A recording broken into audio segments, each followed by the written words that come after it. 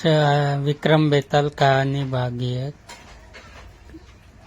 काशी में प्रताप मुकुट नाम का राजा राज्य करता था।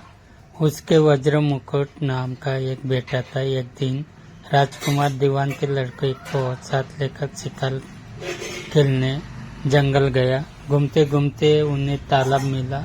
उसके पानी में कमल खिले थे और हंस किलोल कर रहे थे। किनारों पर घने पेड़ थे जिन पर पक्षी चहचहा रहे थे। दोनों मित्र वहां रुक गए और तालाब के पानी में हाथ मुंह धोकर ऊपर महादेव के मंदिर पर गए। घोड़ों को उन्होंने मंदिर के बाहर बांध दिया। वो मंदिर में दर्शन करके बाहर आए तो देखते क्या है कि तालाब किनारे राजकुमारी अपनी सहेली के साथ स्नान करने आई है। दीवान का लड़का तो वही पेड़ के नीचे बैठा रहा, पर राजकुमार से न रहा गया। वह आगे बढ़ गया। राजकुमारी ने उसकी ओर देखा तो उस पर मोहित हो गया। राजकुमारी भी उसकी तरफ देखती रही। फिर उसने क्या किया कि जूड़े से कमल का फूल निकाला, कान से लगाया, दांतों से कुतरा पैर के नीचे दबाया और फिर छाती से लगाकर अपनी सखियों के साथ चली गई। उसके जाने के बाद राजकुमार निराश हुआ अपने मित्र के पास आया और सवाल सुनाकर, न इस राजकुमारी के बिना नहीं रह सकता, पर मुझे न तो उसका नाम मालूम है न ठिकाना, वह कैसे मिलेगी। दीवान के लड़के ने कहा, राजकुमार आप इतना घबराए नहीं, वह सब कुछ बता गई है। राजकुमार ने पूछा कैसे। वह बोला, उसने कमल का फूल सिर से उतार कर कानों से लगाया तो उसने बताया कि मैं कर्नाटक की रहने वाली हूँ। दांत से कुतरा तो उसका मतलब था कि मैं दंतबाट राजा की बेटी हूँ। पाँव से दबाने का अर्थ था कि मेरा नाम पद्मावती है। और छाती से लगाकर उसने बताया कि तुम मेरे दिल में बस गए हो। इतना सुनना था कि राजकुमार खुशी से फूल उठा, बोला, अब मुझे कर्नाटक देश ले चलो। दोनों मित्रों वहां से चल दिए। घूमते फिरते सैर करते दोनों कई दिनों बाद वह पहुंचे। राजा के महल के पास गए तो बुढ़िया अपने द्वार पर बैठी चरखा काटती मिली। उसके पास जाकर दोनों घोड़ों से उतर पड़े और बोले, माई हम सौदागर है, हमारा सामान पीछे आ रहा है, हमें रहने को थोड़ी जगह दे दो। उनकी शक्ल सूरत देखकर और बात सुनकर बुढ़िया के मन में ममता उमड़ आई। बोली, बेटा तुम्हारा घर है, जब तक जी में आए रहो। दोनों वही ठहर गए। दीवान के बेटे ने उससे पूछा, माई तुम क्या करती हो, तुम्हारे घर में कौन कौन है, तुम्हारा गुजारा कैसा होता है। बुढ़िया ने जवाब दिया, बेटा मेरा एक बेटा है जो राजा की चाकरी में है। मैं राजा की बेटी पद्मावती की दाई थी। बूढ़ी हो जाने से अब घर में रहती हूँ।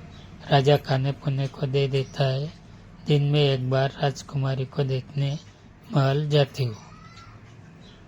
राजकुमार ने बुढ़िया को कुछ धन दिया और कहा, माई कल तुम वहाँ जाओ तो राजकुमारी से कह देना जेठ सुदी पंचमी को तुम्हें तालाब पर जो राजकुमार मिला था वह आ गया है।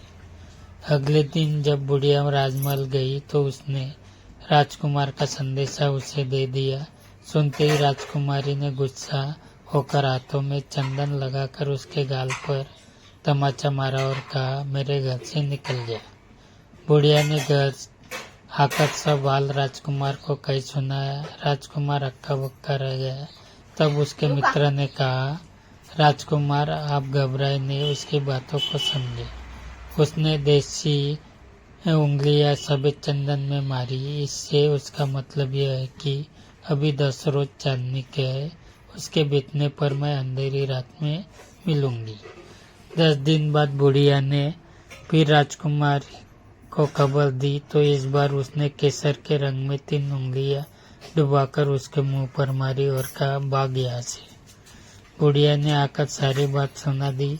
राजकुमार शोक से व्याकुल हो गया। दीवान के लड़के ने समझाया, इसमें हैरान होने की क्या बात है।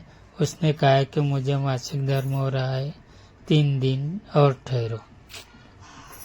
3 दिन बाद बीतने पर बुढ़िया फिर वहां पहुंची। इस बार राजकुमारी ने उसे फटकार कर पश्चिम की खिड़की से बाहर निकाल दिया। उसने आकर राजकुमार को बता दिया। सुनकर दीवान का लड़का बोला, मित्र, उसने आज रात तुम्हें उस खिड़की की राह बुलाया है। मारे खुशी के दीवान राजकुमार उछल पड़ा। समय आने पर उसने बुढ़िया की पोशाक पहनी, इत्र लगाया, हथियार बांधे। दोपहर रात बीतने पर वह महल में जा पहुंचा और खिड़की से होकर अंदर पहुंचा। राजकुमारी वहाँ तैयार खड़ी थी, वो उसे भीतर ले गई। अंदर के हाल देखकर राजकुमार की आंखें खुल गई। एक से एक बढ़कर चीजें थी। रात भर राजकुमार राजकुमारी के साथ रहा। जैसे ही दिन निकलने को आया कि राजकुमारी ने राजकुमार को छिपा दिया। रात होने पर वो फिर बाहर निकल लिया। इस तरह कई दिन बीत गए। अचानक एक दिन राजकुमार को अपने मित्र की याद आई। उसने चिंता हुई कि पता नहीं उसका क्या हुआ होगा। उदास देखकर राजकुमारी ने कारण पूछा तो उसने बता दिया। बोला, वो मेरा बड़ा प्यारा दोस्त है, वो बड़ा चतुर है, उसी की होशियारी से ही तो तुम मुझे मिल पाई हो। राजकुमारी ने कहा, मैं उसके लिए बढ़िया बढ़िया भोजन बनाती हूँ, तुम उसे खिलाकर तसल्ली देकर लौटाना। खाना साथ लेकर राजकुमार अपने मित्र के पास पहुंचा। वे महीने भर से मिले नहीं थे। राजकुमार ने मिलने पर सारा हाल सुनाकर राजकुमारी को, मैंने तुम्हारी चतुराई की सारी बात बता दी है, तभी तो उसने ये भोजन बनाकर भेजा है। दीवान का लड़का सोच में पड़ गया। उसने कहा, यह तुमने अच्छा नहीं किया। राजकुमारी समझ गई कि जब तक मैं हूँ वह तुम्हें अपने बस में नहीं रख सकती, इसीलिए इस खाने में जहर मिलाकर भेजा है। यह कहकर दीवान के लड़के ने थाली में से एक लड्डू उठाकर कुत्ते के आगे डाल दिया। खाते ही कुत्ता मर गया। राजकुमार को बड़ा बुरा लगा। उसने कहा, ऐसी स्त्री से भगवान बचाए, मैं अब उसके पास नहीं जाऊंगा। दीवान का बेटा बोला, नहीं, अब ऐसा उपाय करना चाहिए जिससे हम उसे घर ले चले। आज रात को तुम वहाँ जाओ, जब राजकुमारी सो जाए तो उसकी बाई जांघ पर त्रिशूल का निशान बनाकर उसके गहने लेकर चले आना। राजकुमार ने ऐसा ही किया। उसके आने पर दीवान का बेटा उसे साथ ले योगी का वेश बना मरघट में जा बैठा और राजकुमार से कहा कि तुम ये गहने लेकर बाजार में बेच आओ, कोई पकड़े तो कह देना मेरे गुरु के पास चलो वो और उसे यहाँ ले आना। राजकुमार गहने लेकर शहर गया और महल के पास एक सुनार को दिखाया। देखते ही सुनार ने उन्हें पहचान लिया और कोतवाल के पास ले गया। कोतवाल ने पूछा तो उसने कह दिया कि ये मेरे गुरु ने मुझे दिए हैं। गुरु को भी पकड़वा लिया। सब राजा के सामने पहुंचे। राजा ने पूछा, योगी महाराज ये गहने आपको कहाँ मिले? योगी बने दीवान के बेटे ने कहा, महाराज मैं मसान में काली चौदस को डंकनी मंत्र सिंह कर रहा था कि डंकनी आई, मैंने उसके गहने उतार लिए और उसकी बाई जांघ में त्रिशूल का निशान बना दिया।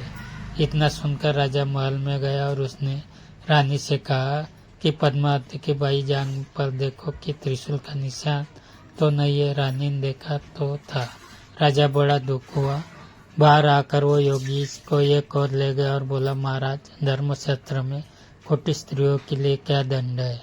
योगी ने जवाब दिया, राजन, ब्राह्मण, गौ, स्त्री, लड़का अपने आश्रय में रहने वाले को कोई दो खोटा काम हो जाए तो उसे देश निकाल देना चाहिए। ये सुनकर राजा ने पद्मावती को डोली में बिठाकर जंगल में छोड़वा दिया।